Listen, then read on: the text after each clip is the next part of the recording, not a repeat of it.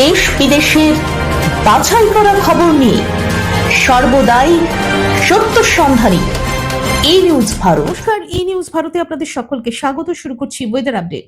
ভারী বর্ষণে বিপর্যস্ত দেশের একাধিক জায়গা, তারই মাঝে দুর্যোগের চোখ রাঙানি এবার পশ্চিমবঙ্গেও ফের ভারী বৃষ্টির লাল সতর্কতা উত্তরবঙ্গে। বজ্রবিদ্যুৎ সহ ঝড় বৃষ্টির হলুদ সতর্কতা রয়েছে দক্ষিণবঙ্গের একাধিক জেলায়। আজ 24 পরগনা ও পূর্ব মেদিনীপুরে ঝোড়ো হাওয়া ও বজ্রবিদ্যুৎ সহ বর্ষণের ইঙ্গিত রয়েছে। আগামীকাল থাকছে হলুদ সতর্কতা। এছাড়াও হলুদ সতর্কতা থাকছে 24 পরগনা, নদিয়া, মুর্শিদাবাদ এবং বীরভূমে।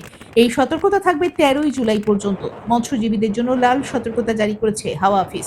উত্তরবঙ্গের প্রধানত দার্জিলিং, জলপাইগুড়ি, আলিপুরদুয়ারে ভারী থেকে অতি ভারী বৃষ্টির লাল সতর্কতা জারি করা হয়েছে। উত্তরবঙ্গের বাকি জেলাগুলিতে ভারী বর্ষণের হলুদ সতর্কতা রয়েছে। সদ্য মেঘভাঙা বৃষ্টিতে বন্যায় প্লাবিত হয়েছে অরুণাচল প্রদেশ।